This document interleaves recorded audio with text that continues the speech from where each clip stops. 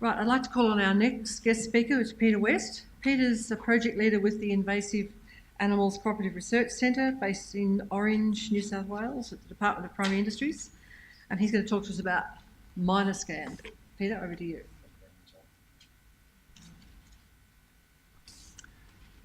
Good morning, everybody. I suppose I should definitely and appropriately start by thanking Bill and the organising committee for this wonderful gathering of people to discuss and progress discussion on some very important matters regarding myna bird control and myna bird management as a whole. Better escape out of here.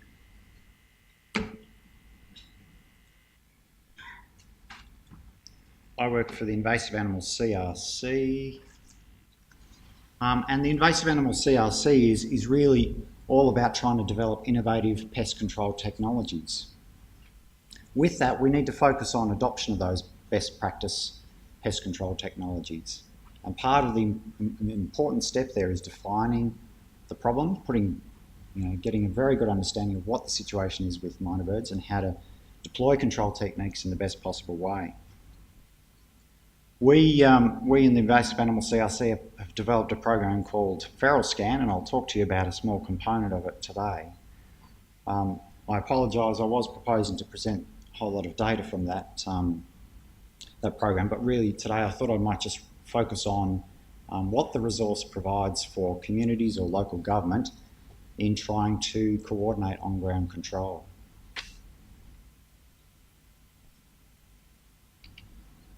Congratulations to the Brumbies last night for their wonderful victory. You could say the British Lions, there was a minor defeat to the British Lions. But let's not talk about minor defeats, let's talk about major victories today. So MynaScan is part of the MynaScan program. It's really an initiative by the CRC to try and provide a platform for people to map sightings, damage and control associated with many of the priority pest animal species in Australia. And MynaScan is one of those platforms. It provides essentially, and I want you to be aware of this, a resource for you.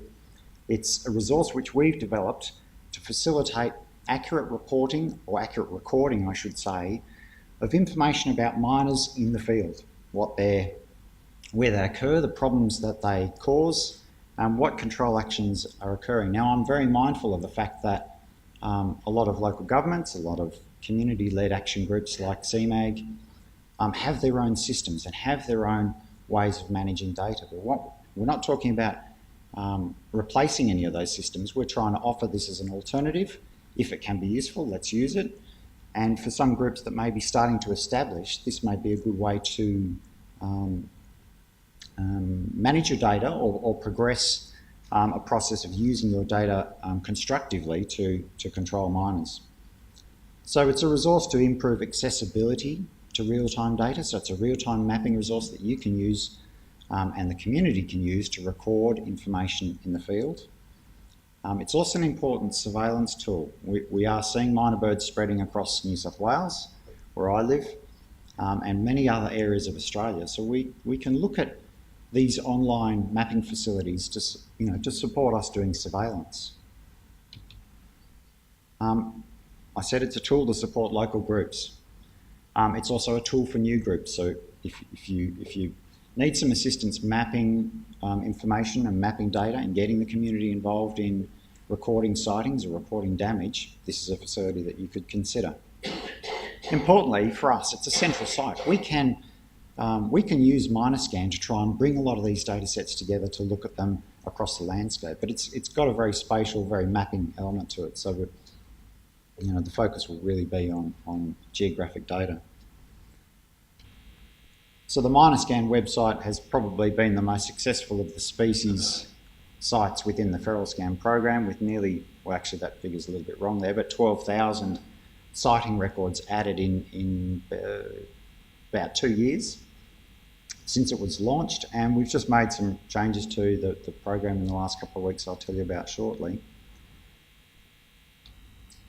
Importantly, we try and use the facility to link members of the community who may be concerned about myna birds in their local area to you guys, to people that have coordinated control programs, to local governments that are championing myna bird control.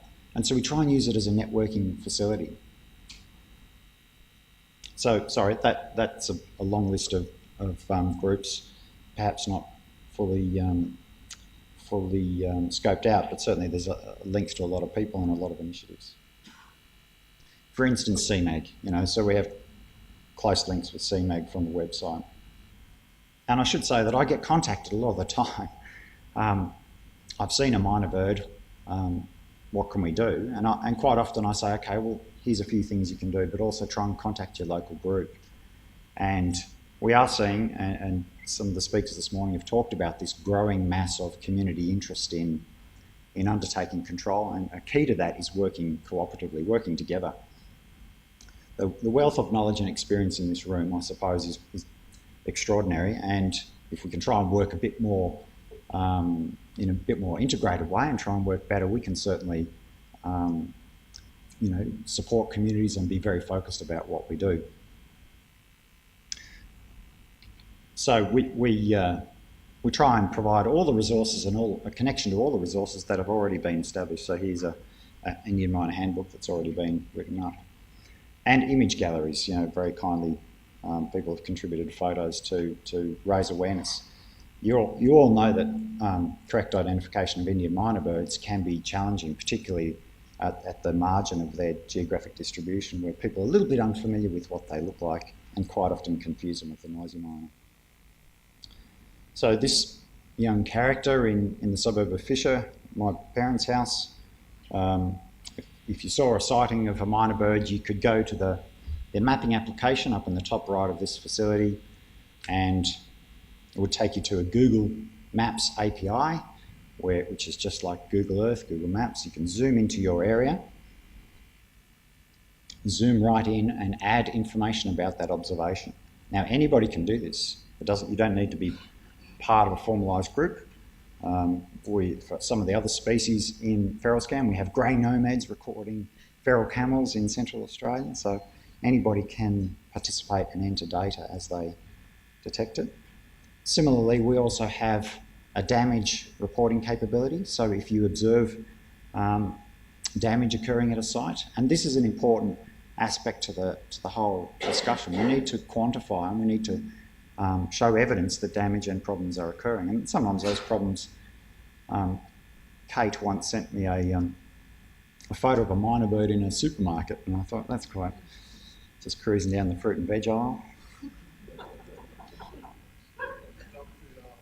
Perhaps the dog food aisle, yep, that's right. Cool. And we also have the capabilities to use this facility to record where control effort is being undertaken. We try and keep that data secure, as in we don't share that too widely, and part of the reason is because sometimes control of not just myna birds but other pest animals is a little controversial.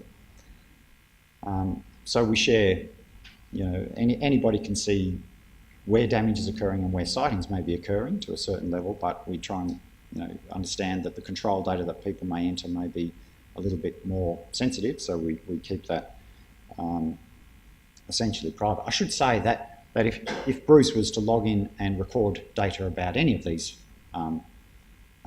characteristics, any of these matters, that he can log back in later and look at all of his own data and adjust it. Oh, move that sighting over there. I was mistaken when I put it at the end of Sharps Road. It was actually someone else. We certainly do know that there are some people in Canberra that are very diligent about recording their data. Darryl King has reported quite a lot of information for Belconnen District. This is his walking route. And I suppose this points out that that the system is biased towards survey effort. We all know that atlas-based and community-based databases are influenced by that. But I would say that this is an important layer. And combined with other observations or other information from people in the Belconnen area, this could be a valuable layer of data that could help coordinate on-ground control. We have a very basic mapping facility, so if you wish to communicate some of the data for your particular area with others. If you wanted to go to your local government and talk about a cooperative community government program, then you can print a map and take some of that information with you, or you can keep it yourself. And in the last month or so, we've started to look at trying to make some small changes to the application and make it more useful to recording data in the field. So we've had some new marker changes. That seems quite simple, but it's taken a bit of time to get done. We have some login arrangements now, so anybody really can get in and record data if they like, as opposed to having a registration process. So if you wish to just record one or two observations, such as grey nomads travelling that might not necessarily want to be part of the program in the long term, they can record a sighting and just add your email address. Today's newspaper article in the Canberra Times had smart birds adapting to trapping. I suppose let's challenge that with smartphones that are keeping up with the pace. So the first step, we've basically optimised a website. So if you access MynaScan now with your mobile device, smartphone or tablet, the site reconfigures and reshapes so it's in a much more user-friendly interface for you. So we've added some nesting and roosting markers. So if you observe nests, which is important for the potential use of some of these nest specific control techniques, you have the capacity to do so. So I think this is Belconnen again. So there's some nests that are marked there with the yellow star, some communal roost sites, the brown star, and a combination of two is that sort of the combination of those two stars. It's a bit simple, but there's a tooltip, so you hover over an observation and you can see the date of the observation, so that's helpful for quick review of information. Once you log in, you can also examine the records associated with that by clicking on the marker. So basically what this shows you is that, quite simply, you can peruse through the data and have a look at some of the specific attributes recorded against that observation. That's important for interpretation of the data. We have some filters, so you can go back through and also look at observations in your area. If you happen to be, on the south coast or somewhere, you can zoom to your area and filter the data and sort of see what observations have been made over recent months or over recent years. Importantly, we know that there's pulses in interest by people in recording information. We all know you get bored of it occasionally, and then you have another wave of interest, and hopefully after this conference there's a lot more interest in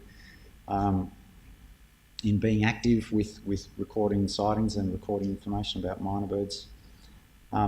So, you look at the data and interpret that. The number of observations doesn't necessarily always reflect the number of birds in the area.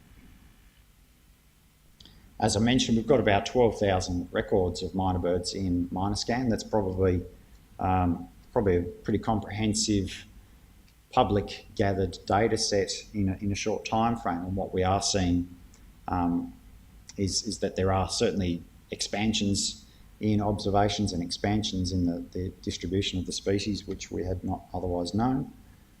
I should say that we can use this data set with Birds Australia and other data sets. This is just one layer of information that we can utilise.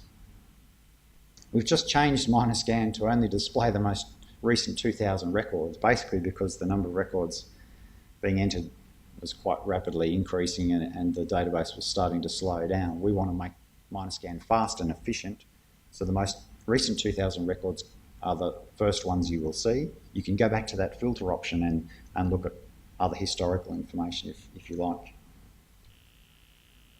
So this is just a map of the combination of data sets, the blue dots representing Birds Australia data as well as some MynaScan data in 2011, I think, and some predictive, broad prediction.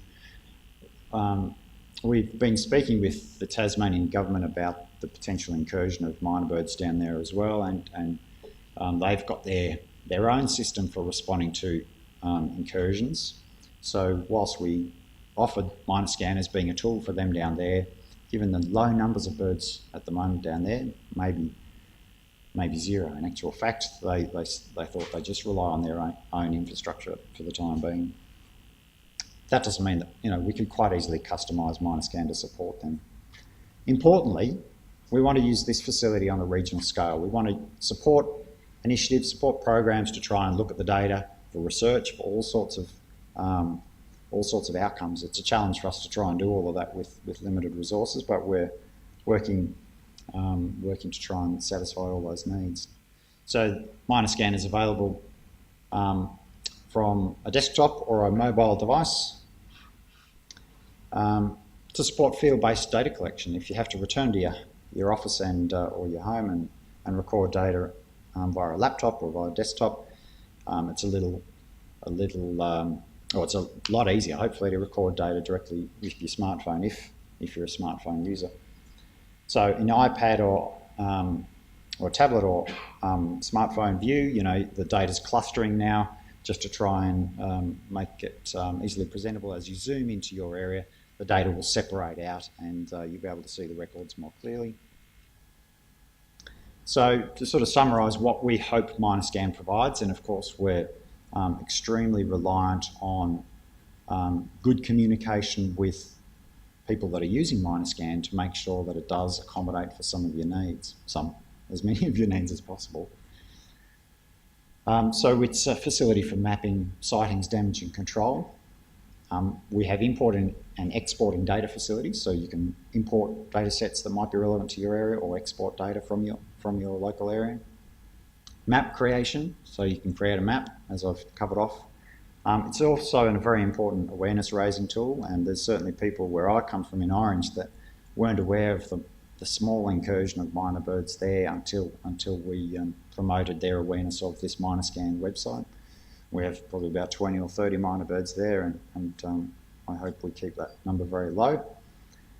There's bulk uploading facilities if you have a lot of data that you'd like to bring in. So the Wollongong situation, Paul, where some large data sets have been brought in to try and help them to map and show the spatial array of observations in the area. We have that facility. It's an image, it's a communication tool, as I've mentioned, and there's image galleries that can try and promote accurate identification of species. We also think it's an important networking tool. Mobile optimised website I've mentioned, and we are planning to develop a dedicated mobile app or a smartphone app that you can use offline and back in mobile reception. So if you're in a remote area where there's no phone reception, that facility will allow you to gather that data. There's some companion resources, and I'll talk about the community group facilities in a second. So we've just launched a Field Guide to Pest Animals of Australia app to try and promote awareness of pest species in Australia, and there's a myna bird species in that field guide. At this point it's only available for iOS devices, so Apple device users, but we're already writing the code for an Android version, so if you happen to own a Samsung or something else, you will be able to soon download that field guide, and it's for free. And that's what it looks like from the iTunes store. Next steps for us are to continue to support communities to use the resource. I should point out that in your satchel today you have a MynaScan brochure and a MynaScan sticker. We've actually brought a lot of these, we have a lot of these resources back home. There's out on the table just out to the left there is a big pile of these. If you would like to take a stack, 100, 200, 300, to back to your local community or back to your local council, by all means take them. If they run out on the desk out there, for either the sticker or the brochure, jot your name down on a piece of paper and I will send out a big stack to you. On the back of these brochures there's a section for local group control contact details. So if CMAG, for instance, had a stamp or a capacity to put something there that they could then use this brochure in the ACT to help people contact CMAG. So if those are of any use to you, by all means, please help yourself to those as you leave today. We're trying to build, integrate other data sets into MynaScan. We see that there's great opportunity to use this infrastructure to support looking at those multiple layers or multiple tiers of evidence. We're currently developing some customised websites for particular groups, and we can do so quite easily with the MynaScan infrastructure at the moment to try and tailor MynaScan to suit your specific needs. By that I mean we can provide a facility to try and provide a doorway between your group and MynaScan to try and facilitate accurate recording of data in your area. If you think that might be useful to you, please come and see me. Building more partnerships is obviously essential, particularly with community-led or community action programs. We're also discussing better sharing of this data. I've been contacted by many of you, and I do apologise. We're resource limited in the CRC at the moment, and there are great opportunities to use some of these data sets to sort of address our research and control needs. So if you've contacted me in the past, I'm certainly keen and more open to further discussions about how we can use these data sets more strategically.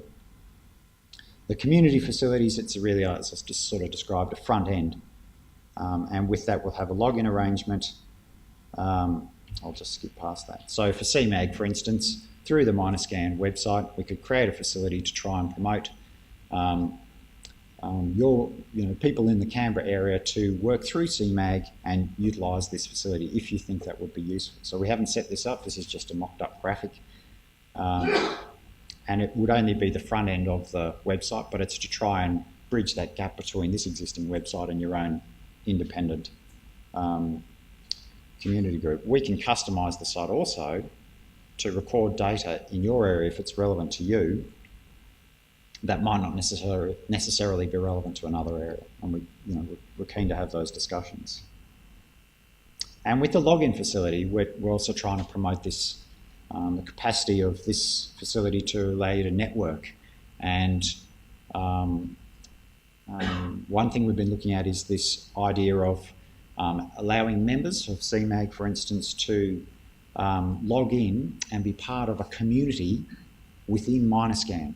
So it might be the CMAG community within MynaScan, and you all have opportunity to look at each other's data more closely. Now, we know in pest control that the best outcomes of pest control, whether it be rabbits, feral goats, foxes, minor birds, cane toads, we know that the best way to control pest species is to work cooperatively.